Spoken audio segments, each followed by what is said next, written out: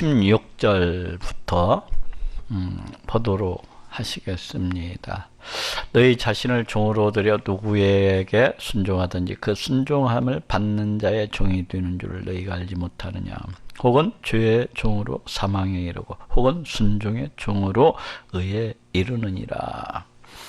그 사람마다 살아가는 방향이 다 다른 것을 보게 됩니다. 어떤 사람은 죄의 종으로서 이제 죄의 영역에 속하여서 이제 사망 가운데 이르는 것을 갖다가 볼 수 있고, 또 어떤 사람은 이제 순종의 그 영역에 있어서 그 권위의 그 세력에 순복함으로 의에 이르는 그런 사람도 또한 있는 것을 갖다가 보게 됩니다. 근데 오늘 여기에서 이제 순종이라고 하는 이 단어를 이 바울이 고심하고 또 고심하고 굉장히 이렇게 선별을 해가지고 이렇게 기록을 갖다가 했다고 생각을 합니다. 이 순종이라고 하는 단어를.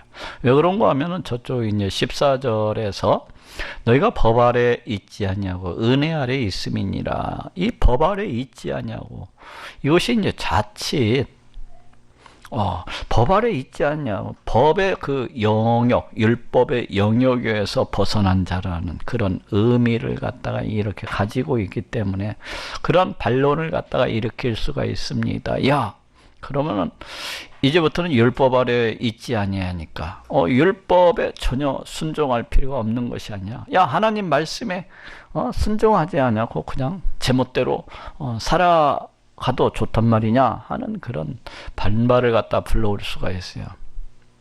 그럼 우리 믿는 자들이 예수 그리스도 보혈의 공로를 통해서 믿는 자들이 오늘의 이 시점에서 한번 생각을 해봅시다. 이 율법을 갖다가 우리가 지켜야 됩니까? 아니면 안 지켜도 됩니까?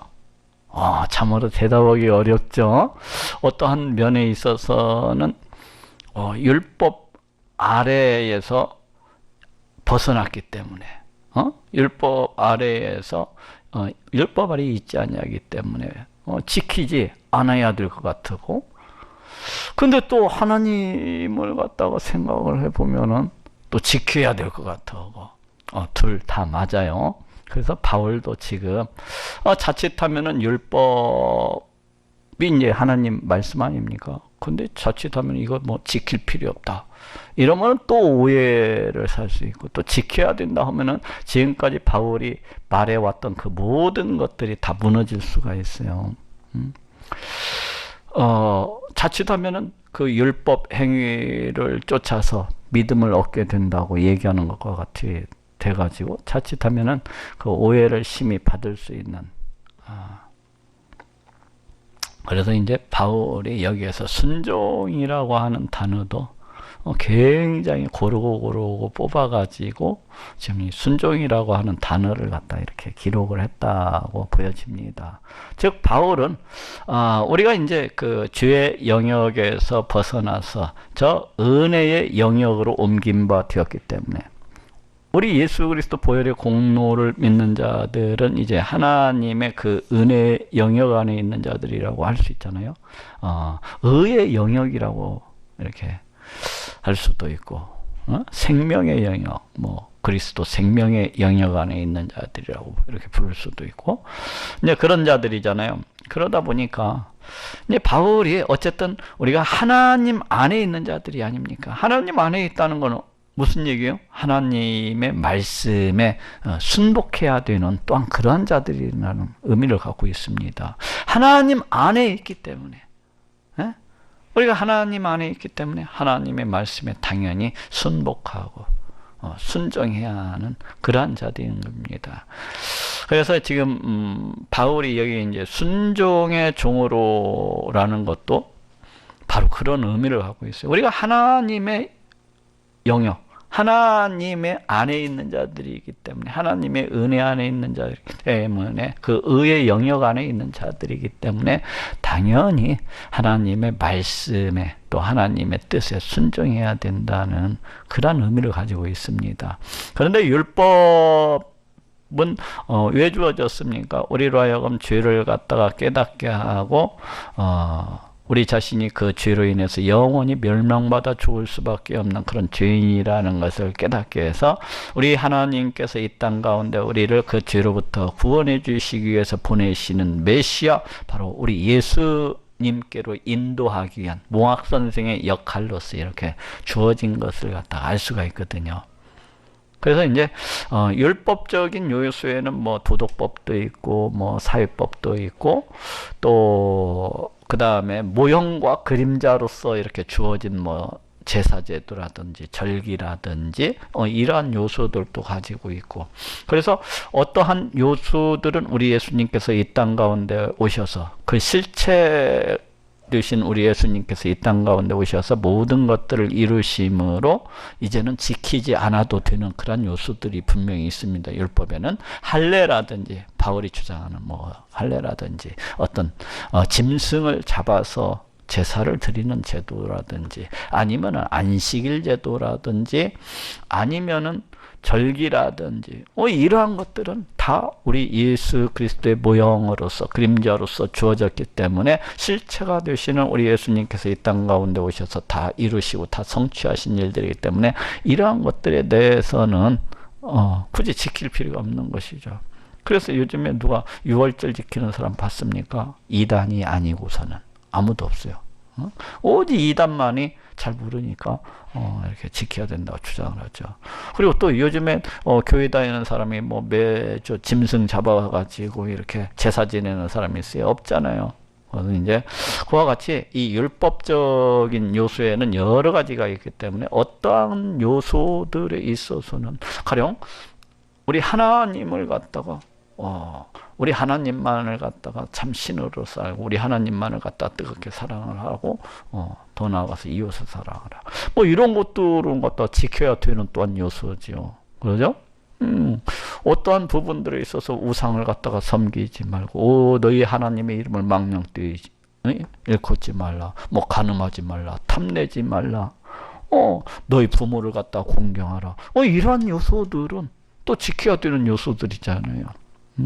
그래서 이 율법의 보건대 지켜야 되는 그런 요소들이 함께 있고 또 지키지 않아도 되는 요소들이 있어요. 또 어떠한 것들은 그 정신에 있어서 계승되어 가지고 그 내면적인 요소에서 이렇게 또 순종해야 되는 그런 부분들도 이렇게 있고, 그러다 보니까 지금 바울이 여기에서 이 순종이라는 단어를 택하는 데 있어서도 여기다 율법의 순종, 율법에 대한 뭐 순종 이렇게 넣었다면은 또 바울이 오해를 받을 수가 있는 거예요. 야, 그러면 율법으로 벗어났다는데 또 율법 그러면 할례도 지켜야 되는 거 아니냐, 너 제사도 드려야 되는 거 아니냐 하면서 오해를 받을 수가 있는 요소가 있는 거예요. 그렇다고 마음껏 하나님의 말씀은 이런 걸 떠나가지고 그냥 마음껏 살아도 된다, 또 그것은 아니잖아요. 그래서 지금 바울이 여러 가지 요소를 생각을 하면서 순종이라는 단어를 넣고 있고, 지금 7장에 가서도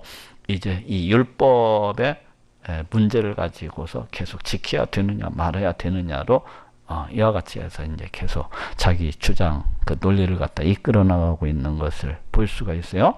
그래서 이제 여기에서도 순종의 종으로 의에 이르느니라. 그래서 여기에서도 이제 어떻게 보면은 여기 순종의 종으로서 의에 이른다고 하는 것도 행위적인 요소도 물론 하나님께 순종해야 되니까 행위적인 요소도 있겠지만은 그것보다는 우리가 지금 하나님의 영역 안에 있는 자들이라는 거예요. 하나님의 영역 안에 있다는 것은 죄의 영역으로부터, 죄라는 것이 뭡니까? 죄라고 하는 것은 벌써 하나님 말씀에 대한 불순종 아닙니까? 그래서 불순종의 그 영역에서 옮김바 되어가지고 지금 순종의 영역 가운데 우리가 들어와 있는 거예요. 그래서 순종의 영역 안에서 순종의 종으로서 그렇게 살아가는 그 마지막이 뭐라는 거고니? 바로 의라는 거예요. 의라는 거. 예? 그러니까 어떤 여기에서 그 죄의 종으로 하면은 어떤 죄의 영역 안에서 그 죄의 권세에 순복함으로 해서 사망 가운데 이른다는 거. 그리고 어떤 사람은 또 순종의 영역에서 그 순종의 그 권위의 세력에 순종함으로써 이렇게 의에 이르게 된다는 거. 그러니까 여기에서 이제 바울이 여러 가지를 갖다가 생각을 하면서 이 단어를 갖다가 썼다고 생각이 되어져요. 그래서 17절 보도록 합시다. 하나님께 감사하리로다. 도대체 무엇을 감사한다는 거예요? 이 본래는 죄의 종이었던 우리들이 이제 순종의 그 종이 된 거. 본래는 그 죄의 종으로 종이 되어 가지고 사망 가운데 이르던 자들이 이제 순종의 종이 되어 가지고 의에 이르게 된 거. 어떻게 보면 순종의 종이 되어 가지고 의에 이르게 된 거, 뭐 하나님의 생명 안에 참여하게 된 거, 하나님의 영역의 어떤 구원에 참여하게 된 거, 뭐 영생을 얻게 된 거. 여기에서 이제 의에 이르는이라는 것은 꼭 의뿐만 아니라 뭐 구원, 영생, 뭐 이런 모든 걸 갖다가 다 포함하고 있는 단어라고 할 수가 있어요. 그래서 하나님께 감사하리로다. 참으로 그렇지 않습니까? 멸망 가운데서 생명 가운데로 옮긴 거 되었으니까 얼마나 감사한 일이니까. 너희가 본래 죄의 종이더니, 지금 여기서도 이제 그 얘기를 하고 있는 거예요. 너희에게 전하여 준 바 교훈의 본을 마음으로 순종하여. 교훈의 본. 여기 이제 너희가 누구예요? 바로 노마교인들, 그리고 더 나아가서는 이제 모든 기독교인들이라고 볼 수가 있겠죠. 근데 우리가 이제 본래는 죄의 종이더니 너희에게 전하여 준 바 교훈의 본. 일단은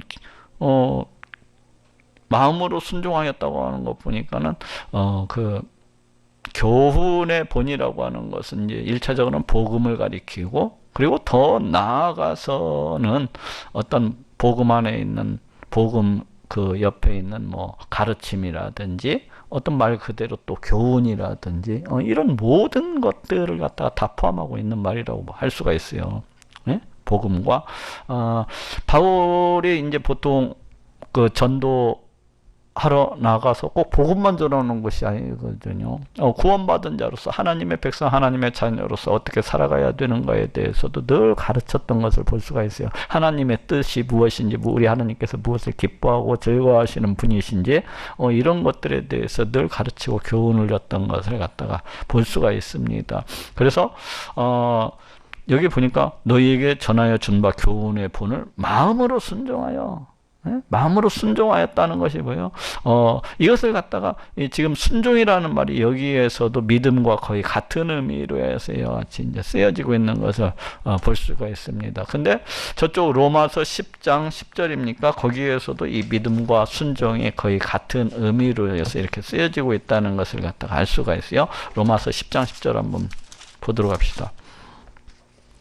여기서도 사람이 마음으로 믿어 의에 이르고 입으로 시인하여 구원에 이르느니라. 여기 보니까 사람이 마음으로 믿어 이렇게 나와 있어요. 여기서는 믿음으로서 이렇게 표현되고 있는데, 지금 오늘 본문에서는 뭐라고 표현이 되고 있습니까? 마음으로 순종하여.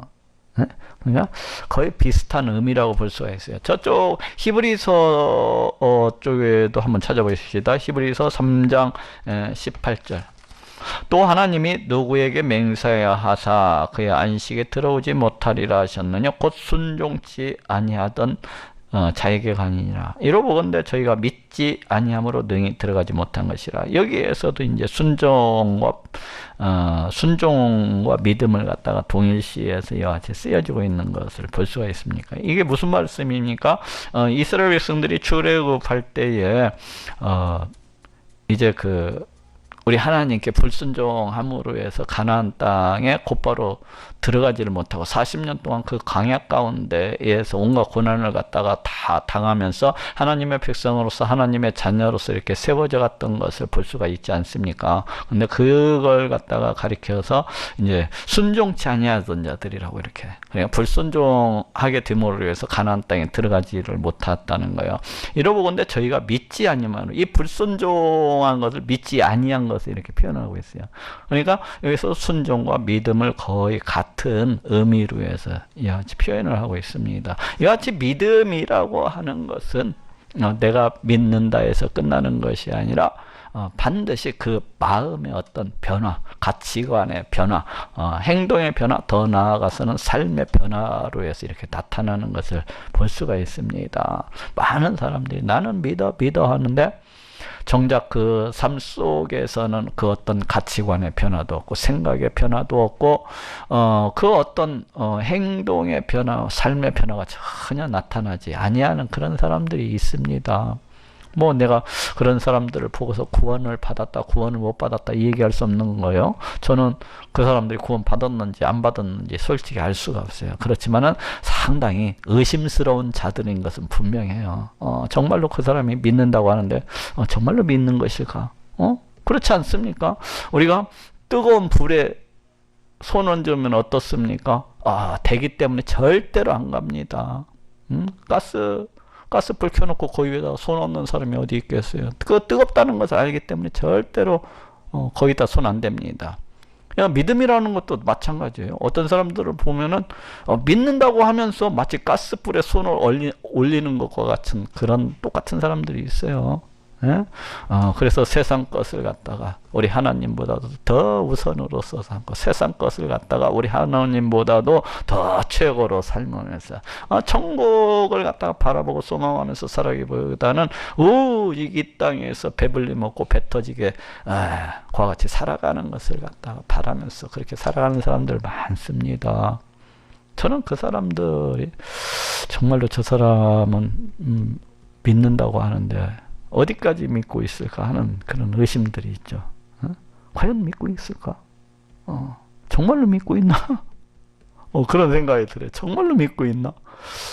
믿음이라고 하는 것은 그 가치관의 변화로서 나타납니다. 그게 믿음이에요. 그럴 수밖에 없어요. 내가 믿는데 어떻게 안 변합니까? 가치가, 내 가치가. 어떻게 우리 하나님을 세상 것들보다도 더, 돈보다도 더 못하게 합니까? 믿음이라고 하는 것은 가치관의 변화로서 나타나요. 생각의 변화로서 나타나게 돼요.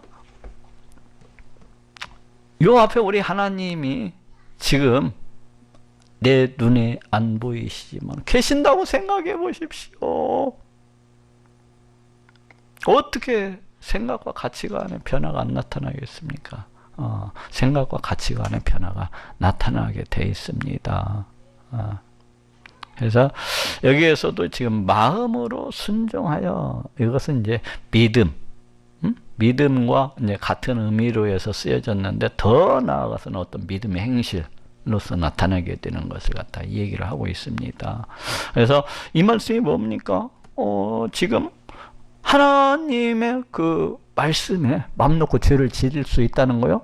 죄를 지을 수가 없다는 겁니다. 맘 놓고 마음껏 죄 지으면서 살아도 돼. 이제 율법에 그 율법 아래 있지 아니하니까 율법 지킬 필요가 없겠네. 그게 아니라는 거예요. 지금 바울이 하는 얘기는 하나님 안에 있기 때문에 하나님의 뜻에 순종해야 된다는 겁니다. 하나님의 법에 순종해야 된다는 거예요. 죄에게서 해방되어 의에게 종이 되었느니라. 그렇죠. 죄에게서 해방되었다는 의미는 죄의 그 권세, 어떤 죄의 세력으로부터 떠났다는 것을 갖다가 의미를 하죠. 그래서 죄의 영역에서 이제 벗어나서 의에게 종이 되었느니라. 어떤 의의 영역 가운데 참여하게 된 거예요. 의에게 특별히 종이 되었느니라. 이렇게 지금 바울이 표현하고 있는 것은 의가 무엇입니까? 의가 가지고 있는 뜻이 가장 기본적으로는 우리 하나님 말씀을 지켜 행하는 것. 이것이 의거든요. 그래서 의에게 종이 되었느니라 하면은 당연히 의의 영역 안에 있는 자로서 하나님의 말씀을 갖다가 지켜 행하는 것은 너무나도 당연하다는 것입니다. 지금 그래서 맘 놓고 뭐 은혜 아래에 있으니까 뭐 맘 놓고 죄를 지어도 좋으려 그럴 수 없다는 거예요. 왜 그렇습니까? 우리는 의의 종이기 때문에 의의 영역 안에 있는 자들이기 때문에 우리 하나님의 말씀을 지켜서 행하는 것은 너무나도 당연하다는 것입니다. 너희 육신이 연약함으로 내가 사람의 애대로 말하려니 전에 너희가 너희 지체를 부정과 불법에 들여 불법에 이른 것 같이 이제는 너희 지체를 의에게 종으로 들여 거룩함에 이르라. 그렇지만 우리가 의의 영역 가운데 있지만 우리가 우리 하나님 안에 있지만 하나님의 영역 가운데 있지만 우리가 예수 그리스도의 생명의 그 영역 가운데 있지만 어떻습니까? 우리는 이 땅 가운데 살아가는 날 동안에 이 죄성에 있는 이 육신 이 육신을 갖다가 가지고서 살아가기 때문에 늘 넘어지고 자빠지고 깨어지는 것을 갖다가 볼 수가 있습니다. 볼 수가 있어요. 죄를 전혀 안 짓는다는 것이 아니에요. 네? 너희 육신이 그러면 내가 사람의 예대로 말하노니, 전에라고 하는 것은 사람의 예대로라고 하는 것은 이제 뒤에 나오는 예를 갖다가 이제 가리켜요. 가령 예전에는 고대 시대 때 이제 종을 갖다가 각 잘 사는 집에는 종을 갖다 몇 사람씩 이렇게 두었던 것을 볼 수가 있어요. 노예들을 갖다가. 바로 그 노예 비유를 갖다가 지금 이 얘기를 하고 있어요. 내가 사람의 예대로 말하노니, 예전에는 예수 그리스도를 갖다 믿기 전이죠. 예전에는 너희가 너희 지체를 부정과 불법에 드려.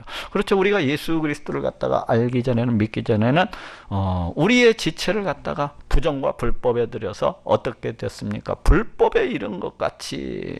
예? 예전에는 다들 그렇게 살아왔죠. 여기서 드렸다고 하는 의미는 의도적으로, 의지적으로 죄악을 갖다 먹고 마시면서 그렇게 행했다는 것을 갖다 나타내고 있어요. 그렇죠? 우리가 예수 그리스도를 알기 전에는 죄가 무엇인지도 알지도 못하고 오직 우리 육신에 부패하고 타락한 그 욕망만을 쫓아서 의지적으로, 의도적으로 그렇게 행했던 사람들이에요. 그래서 불법에, 너희 죄를 부정과 불법에 들어서 불법에 이런 것 같이 이제는 어떤 대전환점을 갖다가 이루고 있어요. 예전에는 그렇게 살았지만 이제는 너희 지체를 의에게 종으로 들여 거룩함에 이르라. 여기에서도 이제 예전에는 너희 지체를 갖다가 눈과 귀와 코와 입과 손과 너희 모든 것들을 갖다가 다 부정한 거 불법에 들여서 그렇게 이랬던 것 같이 이제는 너희가 죄의 영역에서 하나님의 영역으로, 사망의 영역에서 생명의 영역으로 옮긴 바 되었기 때문에, 이제는 의의 영역으로 옮긴 바 되었기 때문에 바로 그 의에게 종으로 들여 마치 노예들이 그 주인에게 순복하는 것처럼, 의가 우리의 주인이라는 거야. 의에게 종으로 들여 거룩함에 이르라. 거룩함이 무엇입니까? 그것은 속되지 아니한 것, 세상과 구별되는 것. 그래서 세상과 구별해서 우리 하나님을 섬기고 높이고 찬양하는 것. 그 세상 사람처럼 생각을 하고 세상처럼 저런 똑같은 방식으로서 살아가는 건 결코 거룩함이 아닙니다. 하나님의 백성, 하나님의 자녀는 세상 사람들과 똑같은 방식, 똑같은 가치관으로서 그렇게 살아가지를 않아요. 하나님의 백성, 하나님의 자녀는 우리 하나님의 그 기뻐하신 뜻을 쫓아서 그렇게 살아가는 것이지, 우리 하나님의 기뻐하시는 뜻을 쫓아서 살아가는 것, 그것이 바로 거룩함이에요. 세상을 쫓지 아니하고 세상 사람들의 그 가치관, 생각, 그런 것들, 어떤 방식을 갖다가 벗어나서 오직 우리 하나님의 기뻐하신 뜻을 쫓아서 행하는 것, 그것이 거룩이라고 할 수가 있어요.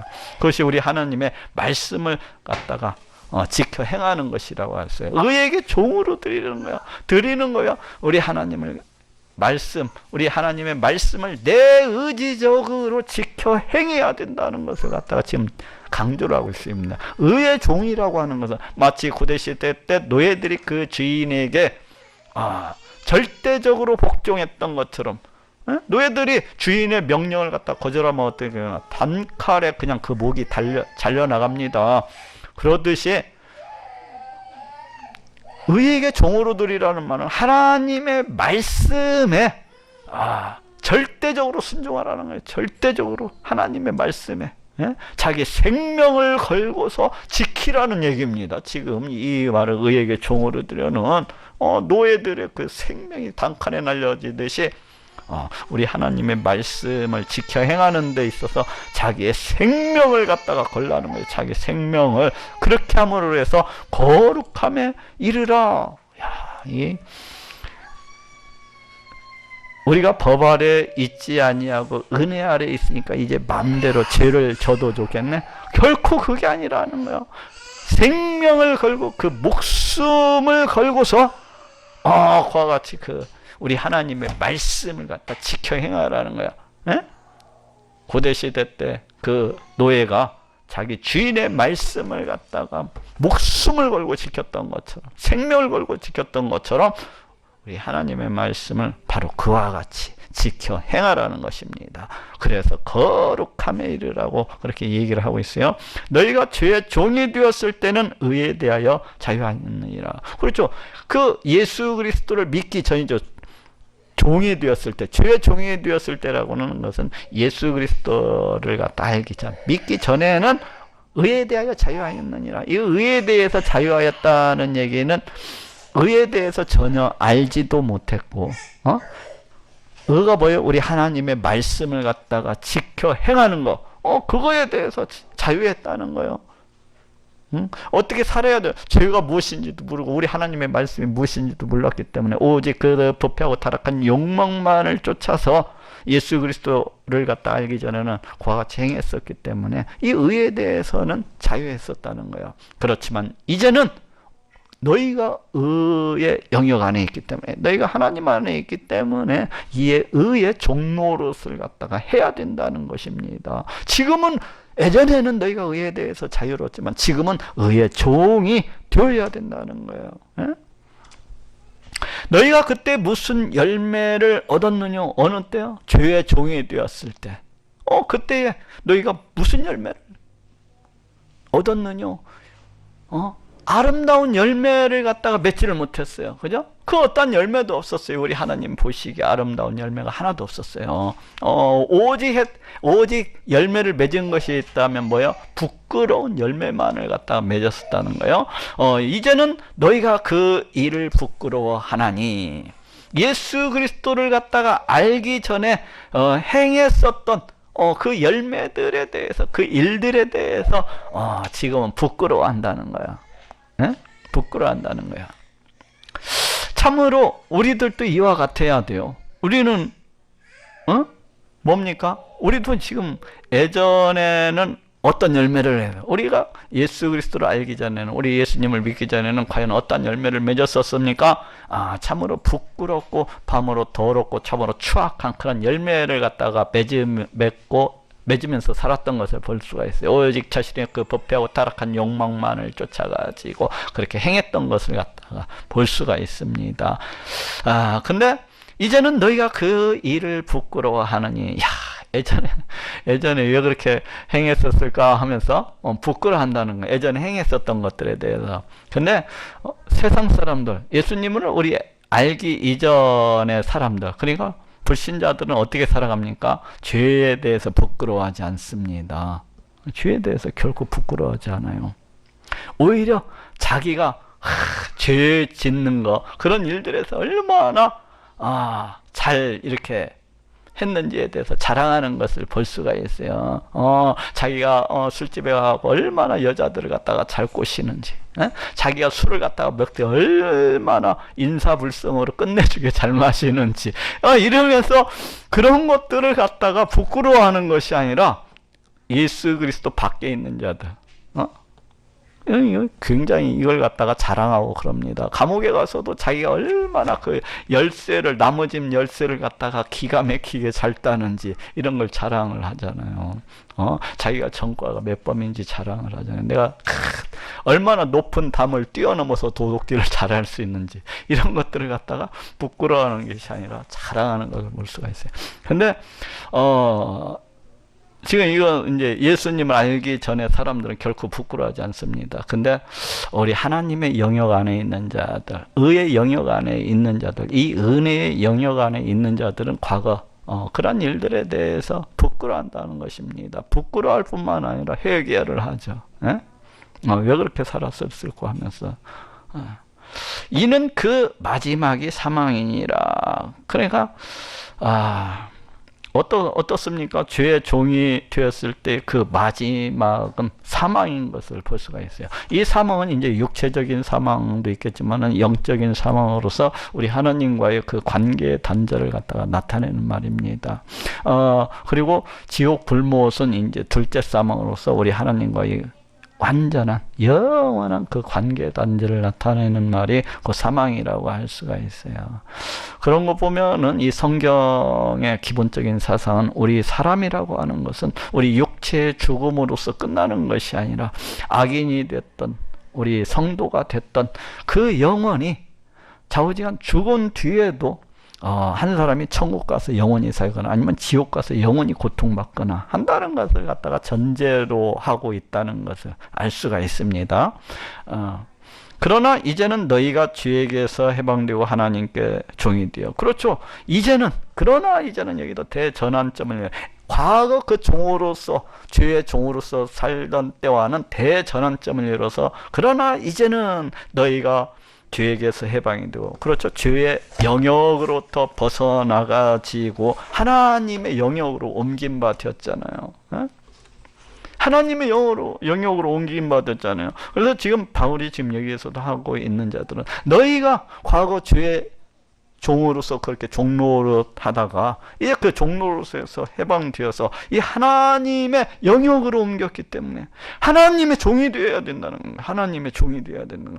우리 하나님의 종으로서 우리 하나님의 말씀을 갖다가 지켜 행하는 데 있어서 목숨을 걸어야 된다는 얘기를 갖다 지금 하고 있는 겁니다. 하나님의 종이 되어 하나님의 노예가 됐다는 거예요. 그렇기 때문에 하나님의 말씀에, 우리 하나님의 뜻에 그 생명을 걸고서 지켜야 된다는 얘기를 갖다 하고 있어요. 하나님께 종이 되어 거룩함에 이르는 열매를 얻었으니, 여기서 열매라고 하는 것은 뭐 의라고 할 수도 있고, 아니면은 새로운 신분, 새로운 위치, 새로운 존재, 새로운 본질, 뭐 이런 것들을 갖다가 가리키는 얘기라고도 볼 수 있고, 또 뒤에 나오는 영생이라고도 볼 수가 있어요. 이 열매 자체가.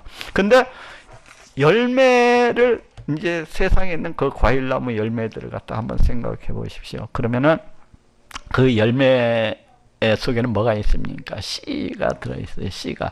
그래서 그 열매를 갖다가 잘 묻어두면은 그 씨가 썩지 아니하면은 이른 봄에 그 열매, 그 씨에서 싹이 나가지고 나무로 이렇게 자라나는 것을 볼 수가 있습니다. 그렇죠? 사과 열매는 사과 나무가 이렇게 자라나고, 또 뭐 자두 열매, 뭐 살구 열매는 또 자두 열매, 살구 열매 이렇게 자라나는 것을 볼 수가 있어요. 그 열매에서 이렇게 자라나는 것을 볼 수가 있어요. 근데 지금 너희는 어떤 열매라는 겁니까? 거룩함에 이르는 열매를 얻었다는, 거룩함에. 이것은 하나님의 영역 안에 들어와 있는 자는 근본적으로 거룩함에 이르는 그 열매를 받았다는 거예요. 거룩함에 이르는. 그렇기 때문에 이 하나님의 영역 안에 들어와 있는 자는 어떻게 해야 된다는 거예요? 거룩함을 향해서 자라나야 될 것을 갖다 지금 이야기를 하고 있습니다. 거룩함을 향해서 자라나야 될 것을, 하나님의 종이 되어서 거룩함을 향해서 이와 같이 자라나야 될 것을 말씀을 하고 있습니다. 이제 죄로부터 떠나서 은혜의 종이 되었기 때문에, 은혜의 영역 안에 이제 속하였기 때문에, 이제부터는 그냥 마음껏 율법으로부터 벗어나니까 율법 신경 안 쓰고 마음껏 이렇게 살아도 되겠다. 그게 아니라는 거예요. 그게 아니라는 거예요. 거룩함을 향해서 자라나야 된다는 것입니다. 너희는 새로운 영역, 새로운 본질, 새로운 생명, 새로운 그 어떤 존재, 새로운 위치, 어떤 새로운 신분을 갖다가 가지고 있는 자들이기 때문에, 그러한 열매를 갖다가 이미 받은 자들이라는 거예요. 그렇기 때문에 너희는 거룩함을 향해서 그렇게 자라나고 나아가야 된다는 것입니다. 얻었으니 이 마지막은 영생이라. 그러니까 죄악의 영역에 속하여서 그 죄의 종노릇하면서 걸어가는 그 마지막은 사망인 반면에, 이와 같이 하나님께 속하여서 우리 하나님의 종이 되어서 그와 같이 살아가는 그 마지막은 영생이라는 것입니다. 이 영생이 무엇입니까? 저쪽 요한 복음 17장 3절 한번 찾아봅시다. 영생은 곧 유일하신 참 하나님과 그의 보내신 자 예수 그리스도를 아는 것입니다. 영생을 갖다가 지금 뭐라고 말씀하고 있습니까? 유일하신 참 하나님과 그의 보내신 자 예수 그리스도를 아는 것입니다. 영생이라고 하는 것은 우리 하나님을 아는 것이니라 하고 이렇게 말씀을 하고 있어요. 이게 무슨 말인 거니? 관계성을 갖다 일컫고 있어요. 우리 인간은 우리 하나님과 원수된 그런 관계가 끊어진 자, 곧 영적으로는 죽은 자와도 같아요. 영적으로는. 우리 하나님과 자연인은. 그런데 우리 하나님께서 그 독생자 예수 그리스도를 이 땅 가운데 보내주심으로 해서 우리의 모든 죄를 갖다가 씻어주심으로 해서 원수가 된 우리 하나님과의 관계를 회복시켜 주셨어요. 회복시켜 주셨을 뿐만 아니라 하나님의 백성, 하나님의 자녀 삼아 주신 것을 갖다가 볼 수가 있습니다. 그래서 이 영생이라고 하는 것은 우리 하나님과의 관계를 회복하고 우리 하나님과 더불어서 살아가는 삶, 우리 하나님 앞에서 살아가는 삶이 바로 영생이라고 할 수가 있어요. 하나님의 백성이 되어서 하나님의 자녀가 되어서 우리 하나님을 찬양하고 높이면서 그와 같이 살아가는 삶이 영생이라고 할 수가 있습니다. 우리 하나님 안에서 살아가는 삶, 그것이 바로 영생이에요. 이제 본문으로 또 돌아옵시다. 이 마지막은 영생이라. 죄 싹슨 사망이요 하나님의 은사는 그리스도 예수 우리 주 안에 있는 영생이니라. 여기 죄 싹슨 사망이요 라고 되어 있는데, 이 싹슨 병사들의 급료라는 그런 뜻을 갖고 있어요. 예? 병사들의 급료를 갖다 이 말할 때 이 싹이시라는 이런 단어를 쓰는데, 왜 병사들의 급료가 바울이 그냥 재미로 병사들의 급료하고 써놓은 게 아니냐. 병사들이 충성하고 헌신함으로 해서 국가에 충성함으로써 그 급료를 받잖아요. 근데 여기 마찬가지로 죄에게, 너희가 죄에게, 우리 사람이 죄에게 충성하고 그 밑에서 종로를 탐으로 해서 그 받는 싹시 사망이라는 것입니다. 사망. 죄 아래에서 죄 충성함으로 해서 죄 종로로서 충성함으로 해서 받는 싹시, 그 값이 사망이라는 거예요. 사망. 그리고 하나님의 은사는, 우리 하나님의 선물은 그리스도 예수 우리 주 안에 있는 영생이니라. 즉 우리가 받는 이 영생이라고 하는 것이 이제 하나님의 은혜로운 선물이라는 거예요.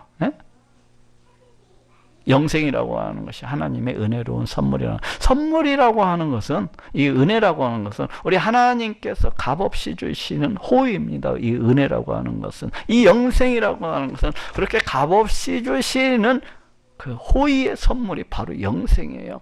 즉 이 말을 갖다가 지금 바울이 이해하고 있는 것이, 영생이라고 하는 것은 인간의 어떤 공로나 행위를 통해서 얻어지는 것이 아니라는 거예요. 이 영생이라고 하는 것은 우리 인간이 뭐 율법 행함을 쫓아서 이렇게 되어지는 그런 것들이 아니라는 거예요. 이 영생은 오직 우리 하나님의 은혜로운 선물이라는 것을 갖다가 강조를 하고 있습니다. 하나님의 영역 안에 있는 자는, 하나님의 영역 안에 있는 자는 당연히 우리 하나님의 말씀에 순복하고 우리 하나님의 뜻에 따라야 됩니다. 그럼으로써 영생을 갖다가 얻게 되는데, 근데 행위로서 영생을 얻는 게 아니라는 거예요.